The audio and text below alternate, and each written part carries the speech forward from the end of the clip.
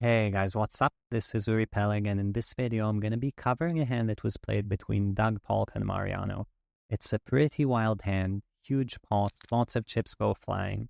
And on the river, one of them makes a pretty big mistake that's the kind of mistake you really don't want to make. Might seem like a small nuanced mistake, but it's actually really important, and it's the kind of mistake that can cost you big. So let's talk about how to avoid that. But first, I'm really excited to share with you guys that I have a new upswing course coming out at the end of next month. Modern poker courses are very focused on math and solvers, and while these things do help to develop a solid approach to poker, once that approach is developed, they can be discarded. The poker I teach in this course allows for a lot of freedom, but it also lets you take away the core theoretical concepts I had to learn through thousands of hours of solver study without ever having to look at the solver yourself. We'll walk through some of the most important ways to improve your game in a way that's easy to implement and easy to digest, no matter what level you're at. Okay, let's take a look at the hand. This game is 25-50, but there are two huge straddles, so it's more like a 200-400, hence the raise to 1K. By T2 with 9s, Tesla's playing very loosey flats, Ace-6 off. And always worth thinking, if you see someone do this, how should you adjust your opening range and how you play against this player, but that's not really the subject for this video. And yet, Doug 3-bets as a squeeze with King-Queen suited, very standard, and Mariano wakes up with kings and a second straddle and called 4-bets, which Doug is going to call. We're going to see a flop of Queen 6-4 rainbow. At this point, I want you to always pause, and you need to ask yourselves a few questions. And first question is always, whose range is the board good for? Because that's going to determine a lot of how people play on the flop. And here, generally speaking, a high card, two disconnected low cards, this is a very good board for the guy who's the pre-flop aggressor, which is Mariano. So the way this is going to play is Doug's going to check everything, and then Mariano is going to take a very aggressive betting lead. That's kind of big picture. Now, beyond that, we always want to look at the specific hands and think of how big of a pot do these hands want to play in the context of the situation we're in, and we're going to update this as the hand goes on.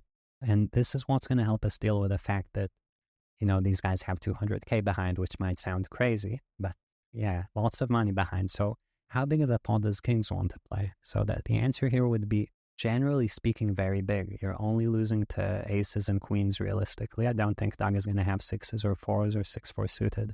So you're ahead enough where kings, if it were the only hand in your range, it might go pot flop, big bet turn, shove river, right? But not on every run out. Certainly if the turn is an ace or a queen or even a jack or a 10, you might slow down. Jack and 10 slow you down because Doug hits jacks and 10s as well as improving to some 2 pairs, and queen and ace for obvious reasons. But yeah, kings wants a fairly big pot at this point. King-queen suited for Doug, despite being top pair good kicker. Given Mariano throwing in a cold 4-bet, his range is like aces, kings, queens, jacks, ace, king, ace, queen type of range. So king-queen is not doing that great when a lot of money goes in. And certainly you want some money to go in, and you certainly want money to go in if Mariano has something like jacks or ace-king. But king-queen for Doug is really aiming at a very modestly sized pot. So say 20K more going in is good for king-queen, but any money beyond that, you're not, generally speaking, very happy. So Doug starts with a check. Mariano is going to throw out a very small bet. So the idea of the small bet is to disguise which hand you have from your opponent, because like we said, he has his aces, kings, queens that want a big pot. He has his jacks, ace, king that want a small pot. And when you have a big range advantage, which he does here, you get to sometimes make the small bet to start and then split your range up later in the hand. So whenever you see someone make these small bets, that generally means they're betting close to everything in their range. Generally. Now, we get the jack of hearts turn, and as I mentioned, this turn changes things for Mariano. It devalues his kings and makes it so that his hand wants a smaller pot, because now he's not getting called by 10s and 9s anymore. He's losing to jacks, he's losing to queen jack suited, so the region of hands that he can get called by, which he beats, just got a lot narrower, but it's still there. So at this point, I think Mariano should be saying, he wants, say, ballpark 30K extra to go in. And he can do that by betting 30K to check back the river, or he can check back the turn and play the river. And when you're in position, you always have lots of options, but knowing which pot size you're aiming for is very important. And Doug turned a flush draw, which is going to help him to continue, but unless he hits, doesn't change the pot size he wants. So we get the 5 of diamonds river, and here if you're very zeroed in on ranges, you should ask yourself, what does the 5 change? It looks like an innocuous card, but it's not necessarily one. It depends on the positions and the ranges, because 4-5 suited, 6-5 suited, and 7-8 suited are both hands that could potentially be in these ranges, and they all improve. That being said, we think of the context of the entire hand, and we go back to Tesla in the beginning, cold calling with a6. None of these guys should have 4-5, 5-6, or 7-8. Very, very rarely squeezing or cold 4-betting those hands. They're very heavily discounted in both ranges. Generally speaking, when you have someone who's playing very loose, you want to change your squeezing ranges to be more linear, more top card heavy, and so you take out those speculative bluffs. So this is, I think, in practice, kind of a brick. And now if we're thinking of ranges, Doug has top pair, and we said before he wants more money to go in. But look at the board and think of Mariano's range, and how can Doug get called by worse when he bets king-queen? Mariano, like we said, aces, kings, queens, jacks, ace, king, ace, queen, maybe king-queen. So it's tough to get called by worse. I'd say, maybe Mariano has ace, jack suited, or king-queen suited, or ace, king, and the rest of the time you lose. So Doug's hand, very surprisingly for the absolute hand strength, I think is not worth a bet, or if you bet something like 5K. That's to the best of my estimation regarding the ranges here.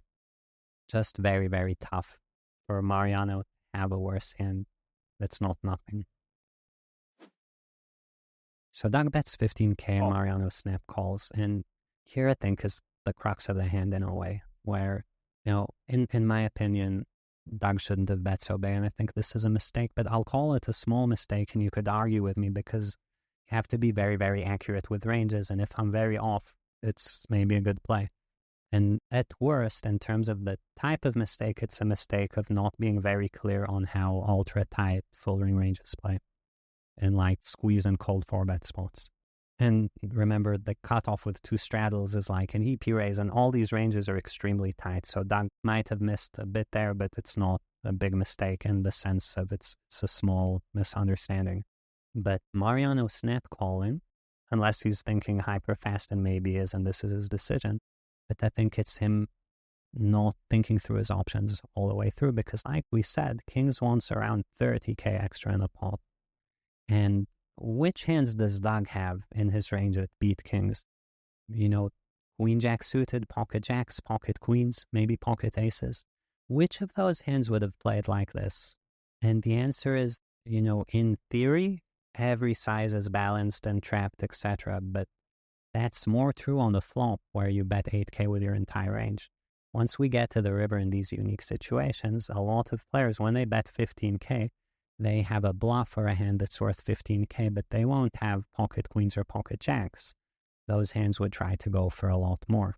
And if that's true, then given what happened, Mariano now has the best hand with kings, and he has a value raise. Now, I think his hand is worth more, but you always risk running into traps when you reopen the action. So I wouldn't mind if he thought about it and decided to just call.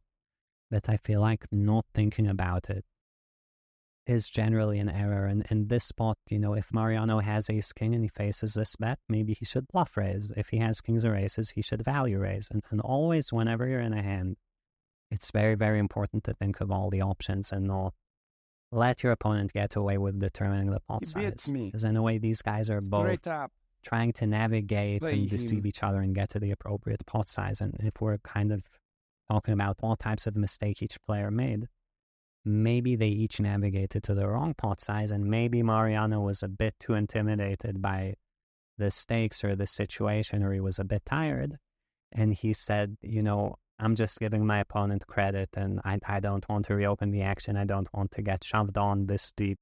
Maybe Doug's being too tricky, etc., and plays like that. And like I said, that's a legitimate answer, but you need to think to reach it and not snap call.